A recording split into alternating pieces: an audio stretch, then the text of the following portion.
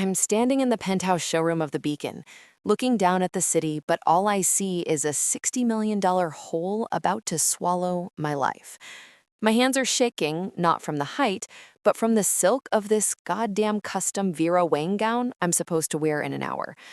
The Beacon is the crown jewel of Bellwether Heights luxury condominiums, this monstrous glass tower that's been my father's obsession and now his coffin. It took 27 years of my father, Robert Bellwether, cutting corners and bribing zoning officials to get here, and now we're 3 weeks from total foreclosure. He told me 3 days ago, right there in his sterile office overlooking the harbor, "The debt is insurmountable, Clara. Ethan Sterling has agreed to assume it all. In exchange, he wants a merger. With you. A marriage." The air went out of the room. I'm Clara Bellwether, 27 years old, a structural engineer who spent the last 5 years of her life trying to fix the cracks Robert created, not marry them. I remember leaning against his mahogany desk, my hands still dusty from inspecting the foundation blueprints of this very tower, asking if he was joking. He just slid the bank notices across the desk. "Does this look like a joke, Clara? We lose the Beacon, we lose Bellwether Heights, we lose everything."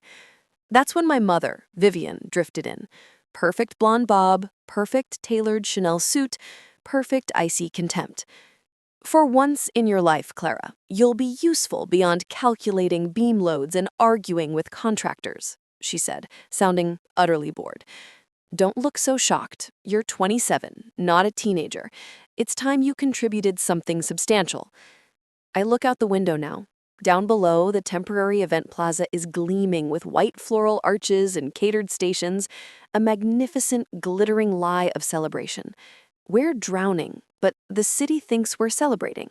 It's 42 construction crews, dozens of subcontractors, and the entire Bellwether legacy that's hanging in the balance. If the company collapses, those families lose their livelihoods. My reflection in the glass wall is a stranger. Satin, lace, and a jaw set so tight I can barely breathe. For 12 years, I was the unseen engine of Bellwether Heights. While my sister, Lauren, hosted launch parties and charmed investors with her influencer smile, I was calculating load-bearing walls, running stress tests, and dealing with the inevitable structural problems that arise when your father prioritizes cheap materials over integrity. I built this company's reputation for seeming solid, floor by floor, audit by audit. Last year, I'd finally mustered the courage to present my passion project to Vivian, a preservation initiative focused on renovating and restoring the city's historic architecture, a revenue stream that honored classic structural integrity instead of destroying it. I'd worked on the projections for 6 months. "Clara, be realistic," my mother said, not even looking up from her design sketches for a new lobby fountain. "Your preservation fund wouldn't cover the interest on our current loans. Focus on the Beacon." The memory still burns. Everything about Vivian Bellwether is sharp and precise. I smoothed the dress, my analytical mind shifting the marriage from a personal tragedy to a hostile acquisition. It's the final sacrifice for Bellwether Heights. A cold, loveless arrangement, but entirely logical for a life defined by obligation. A light tap on the door. It's time. I straighten my spine and force my face into the empty, serene look of a bride. Clarity, not comfort. This is a transaction.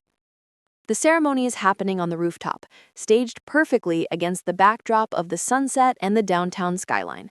200 guests murmur about my composure, mistaking my blank resignation for elegant calm. My father's arm is like steel under my hand as he walks me down the aisle. Just days ago, he gave me the ultimatum: marry Ethan Sterling or lose everything.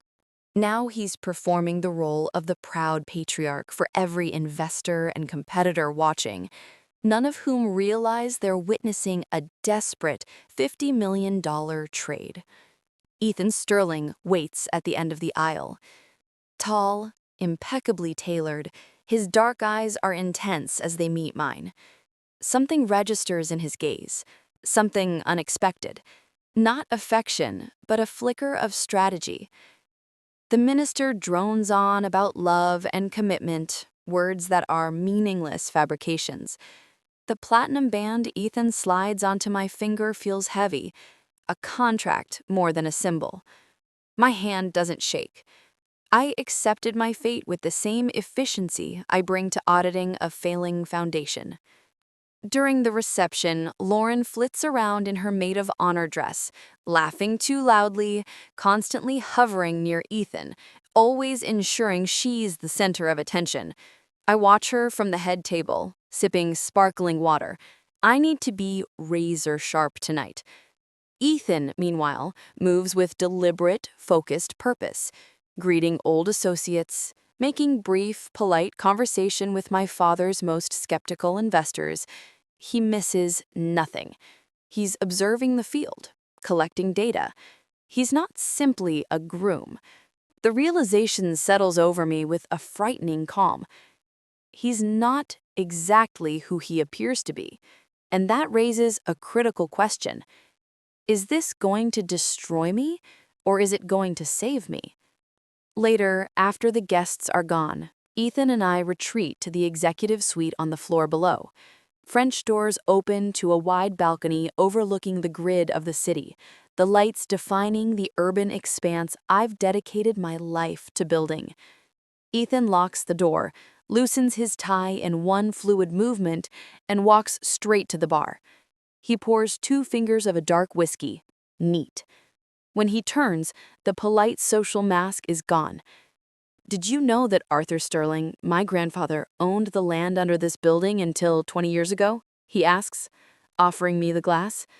I take it, our fingers briefly brushing. What? Ethan meets my gaze, his intensity unnerving. Everything went perfectly according to plan. Something in that statement snaps into place. Recognition, understanding, possibility. My lips curve into a slow, involuntary smile, a grim, sharp thing. Our plan. The dark whiskey catches the city light, and suddenly, Ethan Sterling isn't my captor. He's my partner. Perhaps I won't have to face my family's terrible secrets alone after all. I thought I was just struggling against incompetence, but it was much worse. It was a conscious pattern of corruption. I used to ask questions about the Blackwood collapse. I admit, my voice tight. My parents always deflected, and my mother, she nearly laughed when I suggested my preservation fund. Now I understand. It was fear. We need irrefutable evidence, Clara, not just suspicions, Ethan says, watching me closely. The structural engineer in me, the part that requires data, shifts into investigation mode. I'm processing, I correct him, arranging Arthur's notes chronologically. This is just a new set of variables. But it's not. My life has just become a hunt for justice. This marriage isn't just about saving the company from financial ruin, I say, meeting his eyes. It's about taking it back from criminals. A thought surfaces, sharp and clear. My father was obsessed with the factory that used to be here. He bought the land cheap after the collapse. What if Arthur had a safety measure, some kind of off-site office for his notes? Ethan's eyes widen slightly. It's possible. Arthur was paranoid after he started auditing the Blackwood Tower. He was known for his ghost offices. I stand, feeling a new kind of energy course through me. If there was a secure office, it would be logical to put it somewhere discreet on the property he still owned, where it would be overlooked by the demolition crews. That old Bellwether Heights factory site. Ethan pulls out an ancient blueprint. According to my research, the factory's sub-basement wasn't fully documented on the city permits Robert filed for demolition. He declared it unsafe and sealed it. Unsafe or deliberately hidden? I whisper. The southwest section, under the original boiler room. My father always prohibited new utility lines there, claimed it was too unstable. Ethan stands, his expression resolute. Can you find it? Yes, I say, the certainty ringing true. I know this property better than Robert does. If something's hidden, we'll find it. We spent the rest of that night poring over old city records. Dawn was breaking when we finally left the suite, dressed in dark work clothes, carrying only flashlights and a couple of bags of tools. Ethan and I moved across the construction site like shadows, dew dampening the concrete dust on our pants. I led us along the temporary fencing, then veered off the paved area toward the oldest section of the Bellwether Heights property, where the original manufacturing plant had stood. "That's the area," I explained, pointing to a cluttered storage zone behind a pile of condemned rebar. The one Dad always claimed was too contaminated for excavation, said it was a geological anomaly. Ethan examined the area, a mix of old concrete slabs and weeds and discarded equipment, with the skeptical eyes of a professional. Convenient cover story. We searched for an hour, my structural confidence wavering as the morning sun climbed higher and higher, baking the smell of damp earth and rust. Then Ethan called out from behind a colossal, rust-stained piece of machinery that must have been a boiler housing. "Clara, look at this." I hurried over, ducking under the equipment's low frame. Ethan pointed to a subtle anomaly in the concrete floor, a rectangular outline barely visible beneath years of grime and scattered debris. "That is definitely not a natural seam," I whispered, dropping to my knees and brushing away the dust. My fingers traced the edge of something solid, a metal hatch, industrial strength, welded shut and camouflaged by concrete dust. Ethan knelt beside me, and together we cleared away decades of concealment. The heavy steel trapdoor, reinforced with thick bolts, emerged from its hiding place. They tried to bury this, just like they tried to bury Arthur. A surge of defiant energy went through me. I grabbed the corroded handle and started twisting the heavy-duty bolt heads with a wrench. They resisted fiercely, then yielded with a screech that echoed off the surrounding structures.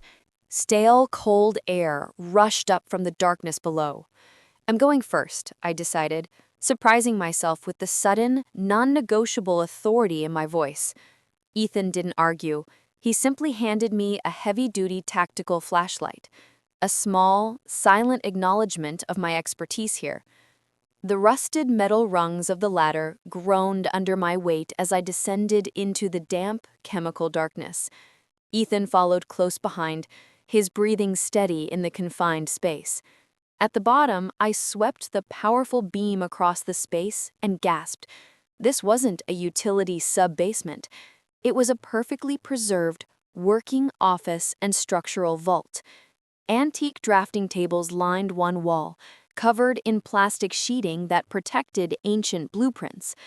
Along another wall stretched a long workbench, scattered with instruments, micrometers, stress gauges, and the heavy leather-bound journals of a lifelong auditor. There were small metal filing cabinets and, most importantly, a massive, fireproof safe set into the concrete wall. "This is Arthur's safe house," I breathed, my voice thick with emotion. "His ghost office." Ethan's flashlight joined mine, illuminating the space more fully. He was working down here until the end. My hands shook as I opened one of the notebooks on the workbench. Inside were meticulously documented audits, material sourcing lists, stress calculations, all pertaining to the Blackwood Tower and other early Bellwether Heights projects.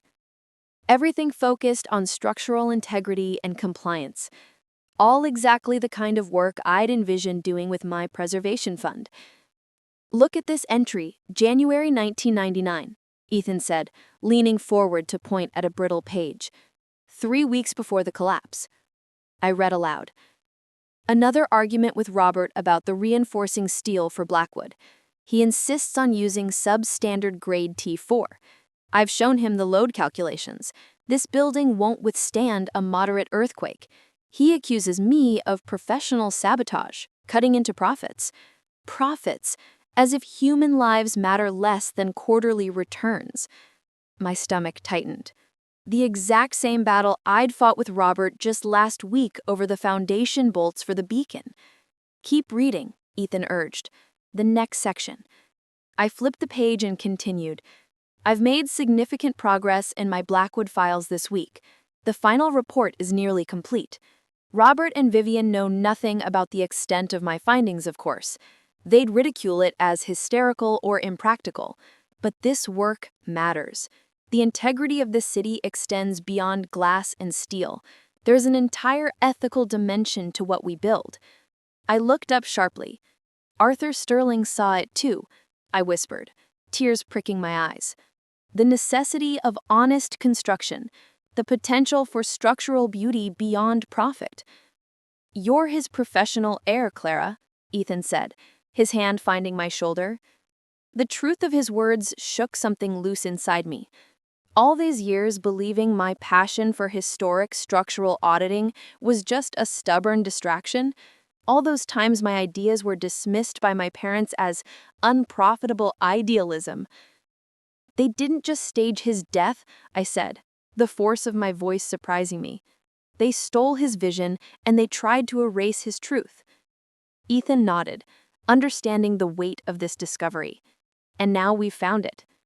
I ran my fingers along the heavy, leather-bound journals.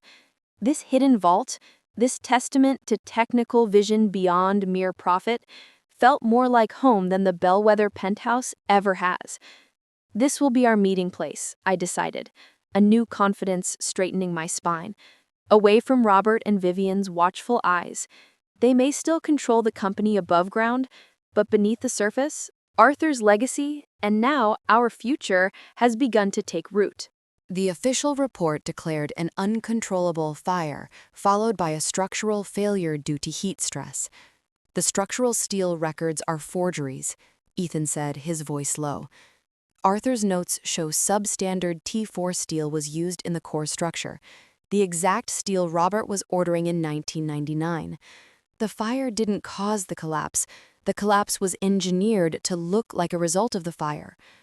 How far would they go to protect themselves? I asked, studying a bank statement showing Bellwether Heights' dire financial position just before the collapse. They orchestrated Arthur's murder over a threatened audit exposure, Ethan replied, calculating. If they realize we know, they'd eliminate us with the same efficiency they showed 20 years ago. We have to assume they're capable of anything. I nodded, accepting this brutal reality. Feelings would only cloud the audit now. Then we proceed as if our lives depend on it, because they likely do. Later that afternoon, I worked through the logistics manifests in the Beacon's on-site office, while Ethan examined property transfer deeds in the building's sterile library. We maintained careful distance during daylight hours, the newly married couple settling into their professional roles. Every glance, every conversation, carefully calibrated. The thick stack of blueprints beside me provided necessary cover as I searched for irregular payments or unaccounted-for transfers around the time of the Blackwood collapse. In these numbers exists the undeniable evidence. Working through lunch again, Clara? My father's voice startled me. Robert Bellwether stood in the doorway, his presence filling the room with unspoken tension. The city planning department requested a stress analysis rerun for the North Tower facade, I answered without looking up. Their external consultant changed the wind load requirements last minute. He stepped closer, examining the documents on my desk with uncharacteristic interest. You've always had a head for detail, unlike Lauren. His praise felt like a poorly disguised listening device. Ethan seems to share that quality. Quite the memory for historical project data. I kept my expression neutral. He's an investment consultant. Due diligence and pattern recognition are essential. He nodded slowly, his gaze lingering on the structural reports. Indeed. Vivian has arranged a small gathering tonight, 8 o'clock, formal attire. She wishes to better acquaint herself with our newest family member. The warning beneath his words was clear. Interrogation. When he left, I sent Ethan a text about the dinner using our established code about site operations. Meeting tonight about structural review strategy. Vivian wants full presentation. That evening, Vivian presided over the formal dining room, the crystal catching the light like jagged ice. She wields social occasions as weapons, and tonight's target was unmistakable. Ethan. Tell me again about your family's investment interests in Europe, Ethan, she began, her smile never quite reaching her cold eyes. The details seemed to slip my mind. I watched him navigate her questions with practiced ease, maintaining the cover story while revealing nothing of substance. Every shared glance between us was a risk, A high-stakes performance where the slightest misstep would expose the vault, Arthur, and our entire plan. Your accent has such interesting inflections. Where exactly did you say you spent your formative years? Boarding school in Switzerland, university in London, then business development across continental Europe. One picks up linguistic oddities along the way. Robert watched Ethan's responses, analyzing for inconsistencies while Vivian led the verbal assault. Clara tells me you've taken a particular interest in our historical project records, Robert interjected, a curious area of focus for someone new to development. Ethan met his gaze without flinching. Understanding your past successes provides context for future growth strategies. Clara's institutional knowledge has been invaluable. Beneath the table, my hands clenched into fists. Every defensive maneuver tonight didn't just protect our investigation, it built the foundation for the total structural collapse we planned to engineer. 3 days later, Ethan and I huddled over ancient, faded city survey maps spread across a rarely used utility room in the Beacon. The original factory property surveys were what we needed now. They might reveal where other, smaller structures existed before Robert's aggressive renovations. If Arthur had hidden anything else besides the main vault, a secondary data server perhaps, or a meeting space, these maps would show it. "Look at this," Ethan whispered, pointing to a tiny structure marked near the eastern property line. Building 3B.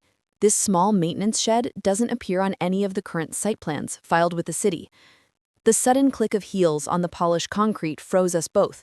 Lauren stood in the doorway, her expression a mix of curiosity and practiced suspicion. "What are you two so interested in? These are ancient history, Clara." She stepped closer, peering at the faded documents over my shoulder. I forced a casual, professional smile, fighting the immediate panic. Just showing Ethan the evolution of the property's footprint. Dad's expansion in the early 2000s nearly doubled our square footage, but we had to adjust for old utility easements. Lauren's perfectly sculpted eyebrows narrowed slightly, her attention shifting between Ethan and me. Vivian's been asking where you disappear to every afternoon. Should I tell her you're playing archivist? The implied threat hung heavy in the air. Lauren had always been Vivian's unwitting and sometimes very willing spy, trading information for approval and status. After she sauntered off, probably to text our mother, Ethan and I exchanged grim looks. "We need to accelerate," I whispered. "Vivian is tightening the surveillance net." The pressure of our impending exposure forced us closer together, no longer just allies against my parents, but partners against a threat that grew more dangerous by the minute. What had begun as a cold, arranged business merger had transformed into something neither of us anticipated, a volatile, desperate bond forged in shared danger and a common consuming purpose. Tonight, I checked my watch for the third time. The Harvest Tasting Gala, no, the Investor Presentation Gala, was buzzing with financiers and potential buyers behind me, but my focus remained solely on the oak panel door to Robert's executive office. The perfect, calculated distraction. "Remember," Ethan's voice was warm and close to my ear, his breath a steady anchor. "Create a structural crisis big enough to demand both Robert and Vivian's complete attention, but not so catastrophic it damages the actual asset." I nodded, squeezing his hand once, before we separated. Ethan melted into the crowd, heading toward the east wing, where he would wait for my signal near the service elevators. My pulse hammered against my ribs as I approached Kyle, the lead foreman for the mechanical systems. "Kyle, I need your help with something urgent," I said, my voice practiced and even. "I think we have a critical pressure fluctuation in the main hydraulic dampeners for the Beacon's upper core, Section 7. Kyle's eyes went wide. Section 7 housed the delicate stabilization systems, the ones Robert bragged about to the city council. "How bad, Miss Bellwether?" "Bad enough that we need my father and mother. Now. If the dampening systems are compromised, we risk catastrophic oscillation in a high-wind event." 5 minutes later, Robert and Vivian stormed into the mechanical room, their faces tight with barely concealed panic. Robert's tie was askew from his hasty exit from the gala crowd. "What do you mean by potentially compromised?" Robert demanded, his voice echoing against the steel ductwork. I launched into a detailed explanation of torsion springs and pressure gauges, drawing on my 12 years of engineering expertise to craft a problem complex and credible enough to hold their attention. My mother's eyes narrowed, her gaze sharp, cutting through my technical jargon. And this absolutely couldn't wait until after the Henderson presentation, Clara. Would you prefer I let the top third of a 60-story building turn into a deadly tuning fork while you charm the Hendersons? I countered, matching her tone. The subtle vibration of my phone in my pocket signaled that Ethan had reached Robert's office on the floor above. "We have enough," I whispered, the weight of the company's history pressing down on me. "It's time." Ethan nodded, his expression grim. Robert made one critical mistake. He underestimated the one person he thought he owned. We began mapping our strategy for the confrontation, selecting the perfect location, the abandoned, partially demolished section of the old factory warehouse, where Arthur Sterling had last tried to meet Robert to deliver his final audit. The scene of the original crime would bear witness to their confession. "Tomorrow," I said, my voice steadier than I felt. "We end this tomorrow." The next day, I paced the cracked concrete floor of the abandoned factory warehouse, my steps raising tiny clouds of dust that danced in the harsh beams of the work lights we'd positioned. The area was exactly where Arthur Sterling had arranged his final, ill-fated meeting with Robert 20 years ago, the site where the collapse was initiated. "Are you absolutely sure about this location?" Ethan asked, checking the voice recording app on his phone for the third time. "Once we make this call, there's no turning back." I ran my fingers along a massive, rusted steel beam, one of the few structures that survived the 1999 demolition. The smell of cold metal and damp earth filled my nostrils. "I've been preparing for this my entire adult life without knowing it," I said. I had made the call just 20 minutes ago, my voice deliberately panicked as I told my father I'd found something suspicious, a hidden set of Arthur Sterling's final audit notes in this remote, condemned section of the property. Ethan positioned himself near an old support column, ensuring the harsh work light illuminated the specific stress fracture points my father had ordered years ago to weaken the structure. The evidence of Robert's intentional sabotage was preserved by neglect and isolation. "Your father didn't want to come," Ethan said, sliding his phone into his jacket pocket. "He suggested sending security." "But Vivian insisted they handle it personally," I replied, knowing my mother would never risk outside eyes on anything potentially damaging to the Bellwether name. Quietly, secretly. The strategic preparation of the past 2 months culminated tonight. Every document Ethan photographed from Robert's office, every falsified permit we found, every piece of evidence meticulously gathered, all leading to this single moment. I closed my eyes briefly, feeling the profound weight of what we were about to do. We were deliberately luring my potentially murderous parents to a remote, abandoned corner of the property with no witnesses, the same people who engineered a catastrophe to gain control of a real estate empire worth hundreds of millions of dollars. Headlights swept across the small, grimy window, illuminating the dust particles in the air. Car doors slammed outside. Ethan gave me a quick nod and slipped his hand into his pocket, activating the recording app. The heavy metal door creaked open, and my mother entered first, her elegant stilettos entirely inappropriate for the muddy ground. Her eyes narrowed as she took in the scene, her daughter standing beside Ethan Sterling in this forgotten corner of the Bellwether Heights site. "What is this, Clara?" Vivian demanded, her eyes darting suspiciously around the dimly lit space. "Your call sounded urgent. What notes are you talking about?" My father pushed in behind her, his face darkening when he spotted Ethan. "Sterling, how dare you bring us out here? What game are you playing?" I stepped forward, planting myself firmly between my parents and Ethan. "This isn't a game. It's about Arthur Sterling." The name dropped into the space between us like a hammer blow. I watched the waves of reaction cross my parents' faces, Robert's momentary freeze, Vivian's almost imperceptible flinch. "Who?"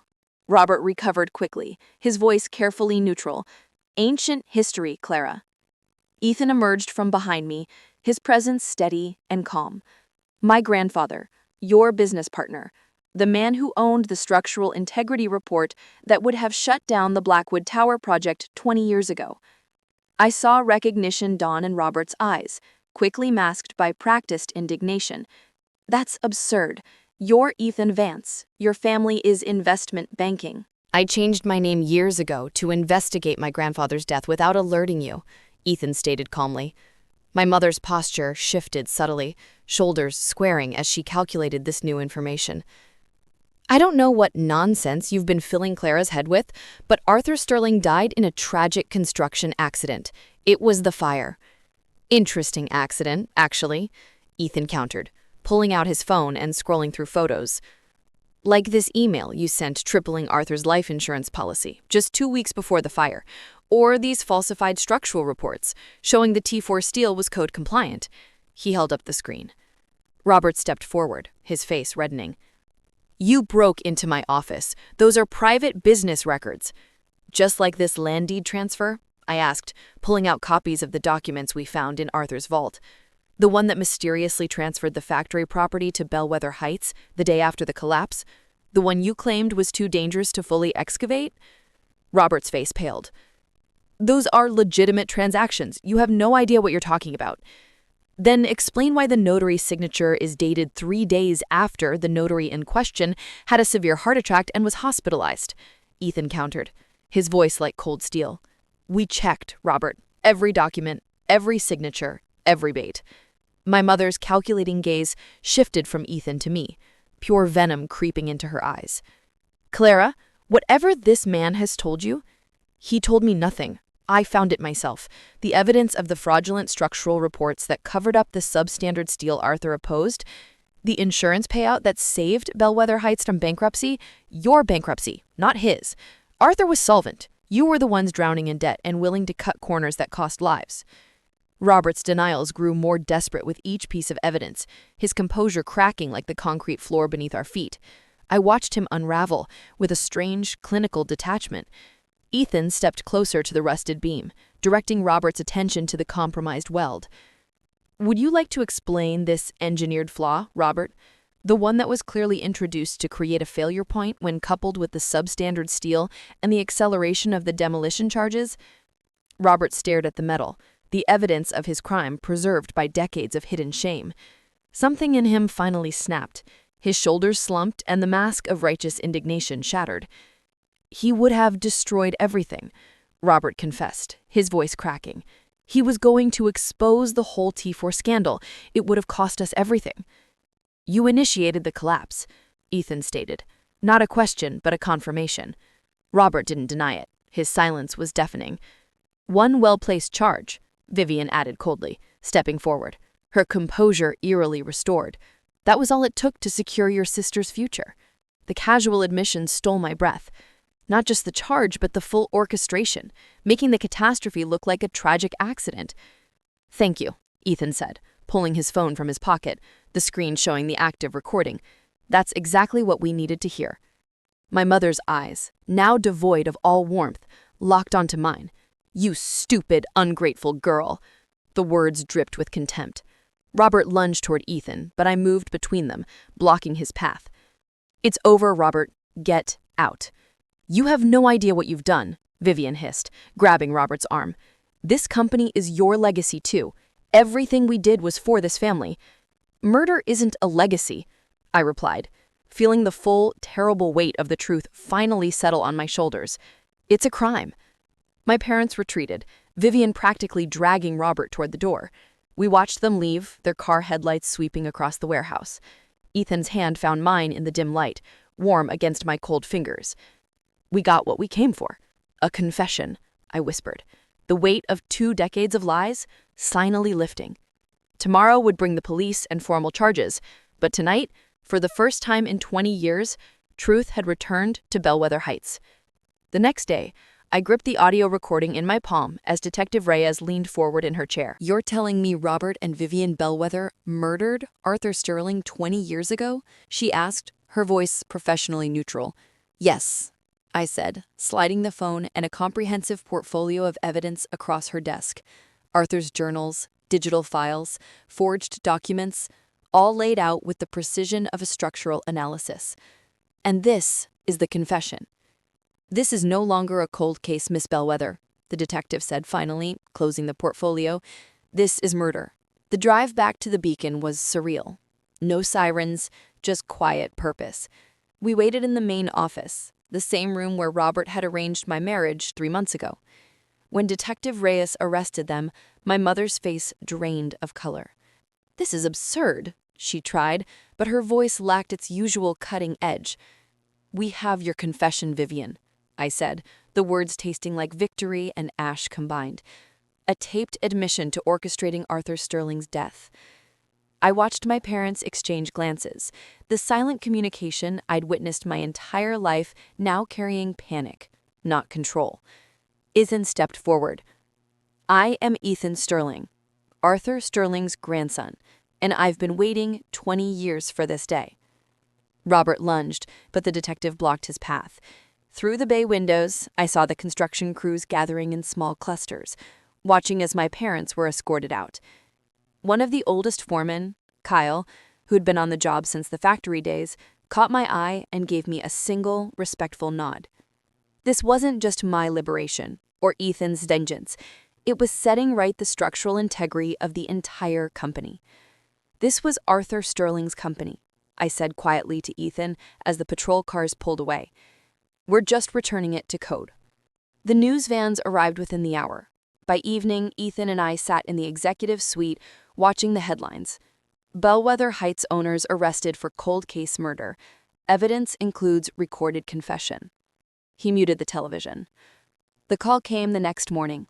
They'd been released on $10 million bail. "It's just a business problem to them," I said, the bitter laughter hollow in my chest. "They still have powerful friends and enemies," Ethan warned. 2 days later, my mother walked into the suite, alone. "Angela, darling," she smiled, placing a bottle of rare vintage scotch on the coffee table. "A peace offering while we sort this mess out."